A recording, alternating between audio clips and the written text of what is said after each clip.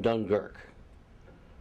And there we was told that to hold the line there for 48 hours, Marines and artillery was coming to take our place. Well, we held the line for over 48 hours or more, and there was 6 of the Cheshire Regiment of our platoon was captured, and they was put in a barn at Wormrow, and the Germans flung grenades in and killed the lot.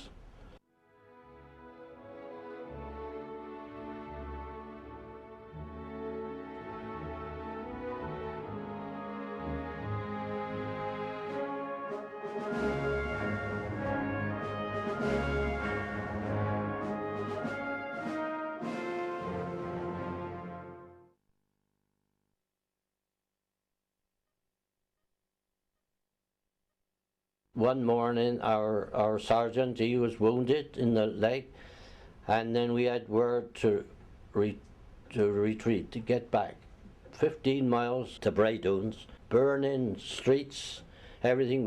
Me and my pal helped the sergeant, and we got onto the beach, and a hospital ship was out and a little boat was there taking the wounded, and we put the sergeant on, and but they wouldn't let we get on. They told us to get across the beach to Dunkirk. That's where they was taking them off. We went 4 miles from Braydoons out to Dunkirk, and we went through, and when the tide came up we was being shelled, bombed, and we was up to our waist to walk through the water, and we come onto the Dunkirk beaches. We was on the Dunkirk beaches there for 3 to 4 days more, moving from one place to another, and my pal said there's a good queue waiting to get onto boats, and my pal said, well, let's get up into that queue.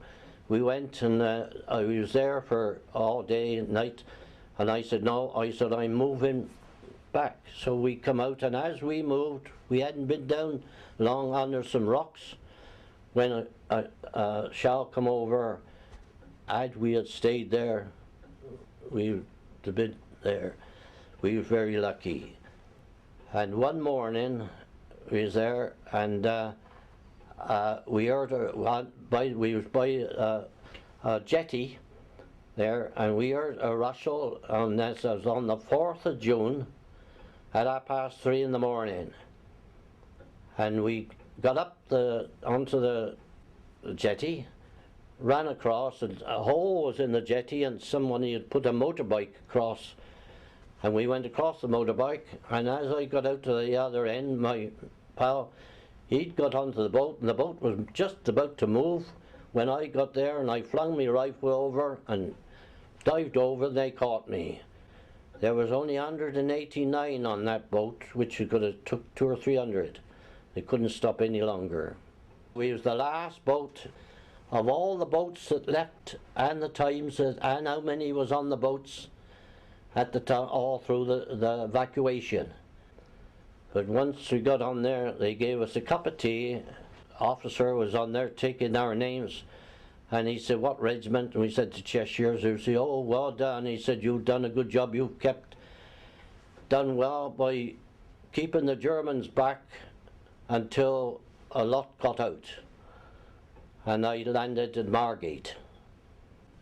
So we was took then by train to Aldershot. Nurses and everything helped us, and we was looked after very, very well. Then we was gave leave to for home for 10 days, a fortnight. So I was got home, and one morning I was at home at Broadwell, and a knock come at the door, and I answered it, and it was a telegram boy. He gave me a telegram, and it was from the War Office. I was missing, believed killed, and I took the telegram. And I said to me father, I showed him, and I said, I got a good mind, and I said, I died myself now. And he said, they'll find her. I said they'd find her. So I had my holidays, and I went back up to Lincolnshire, up on the border, on the seafront.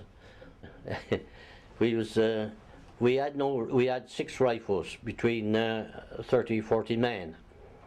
That's all.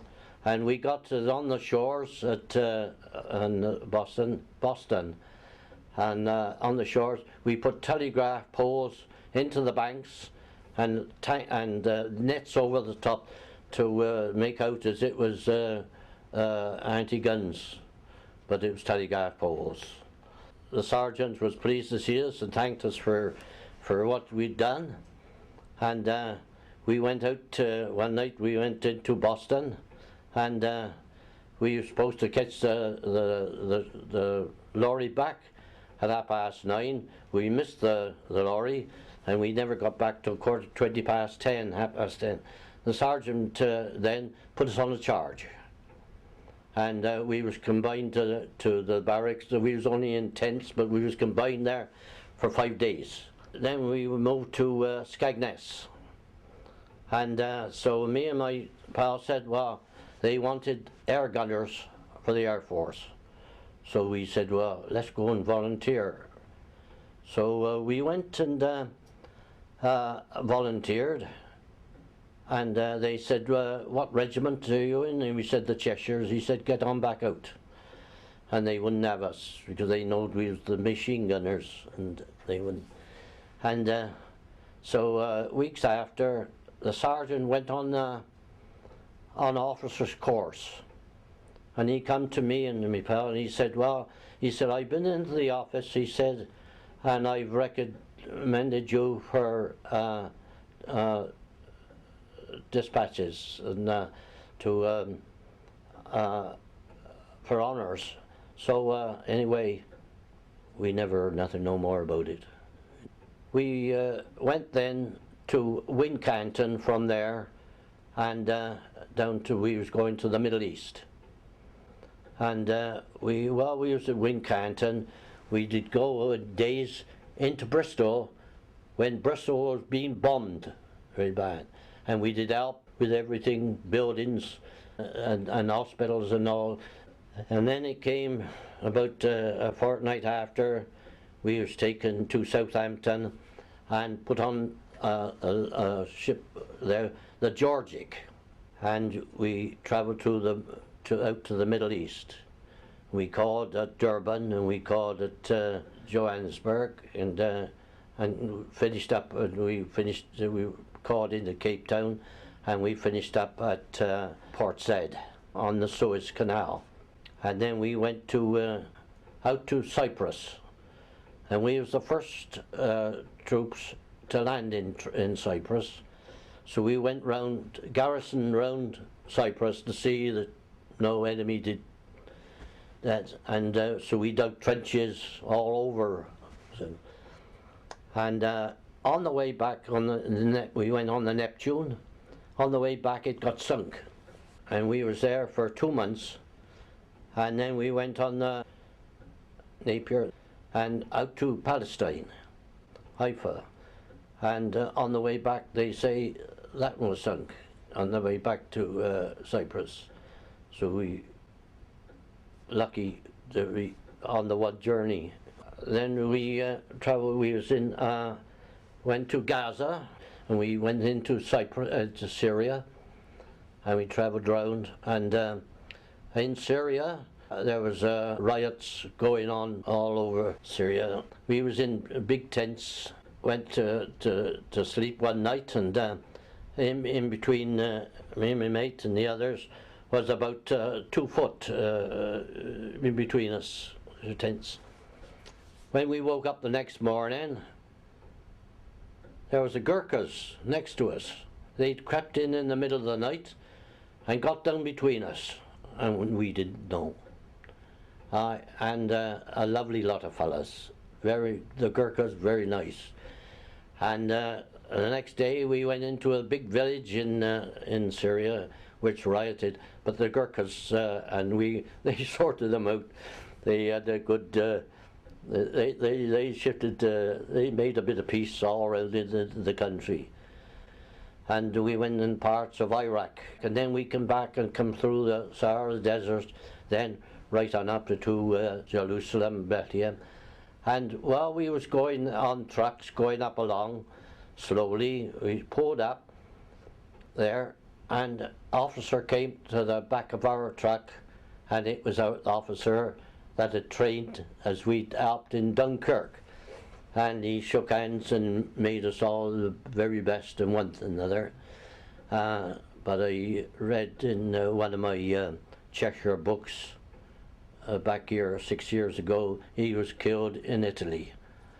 And in Italy, and the Cheshire Regiment sent me a photograph of his grave in Italy. He was killed. But we went up then to Tobruk, and we was in the battles of Tobruk and the Durbans, and then we moved out to the left to a place called Al Hamza, and we was there for training, and we'd go out on patrols just to see where the Germans and Italians or where they were. And there's a big mountain in the one place, and the ones that was there first got the mountain.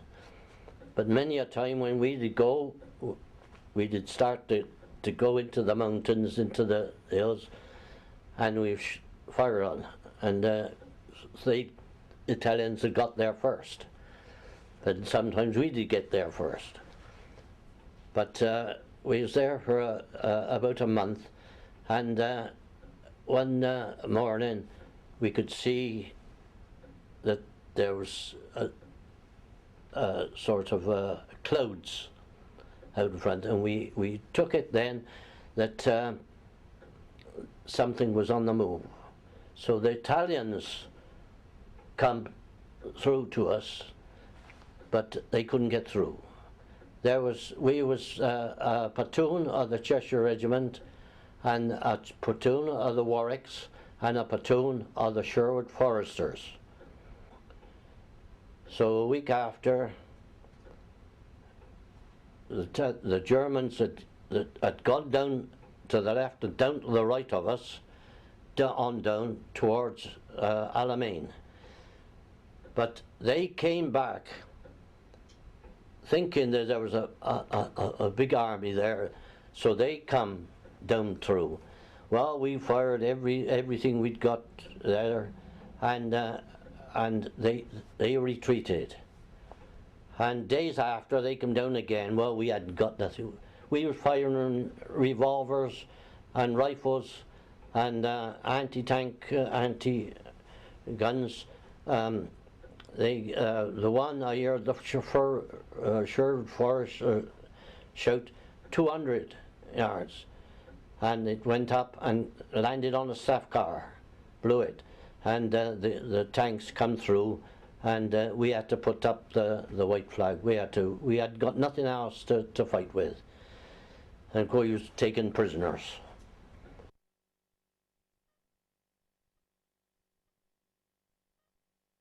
Well, we was lined up, and Paddy O'Leary, as I said, he was a good number one. But German officers come to the top of our bivvy there, and Paddy shot him. He killed him. So we all walked out. We naturally thought we was going to be. So they lined us all up, and the officer came and said, "Who shot Comrade Luck?" And Paddy stepped out, and the officer said, "Did you know for you the war had finished?" in his broken English. And Paddy shrugged his shoulders, but they didn't do anything to him. So after a while, a German officer come by in, a soldier, and I asked him if I could go back to my bivvy and get me coat and things. So we went and asked an officer, and so he come back and he took me back and down in, and I got my overcoat, I got my kit, I got a can of water and all, and I went out. Well, we all lined up, and the Germans went and left us, with the Italians with us. Well, we'd had no water, and well, I gave everyone a drink of water, you see. Then I ended up with none myself. Well, for 3 days we never had no water, nor nothing to eat. And we was there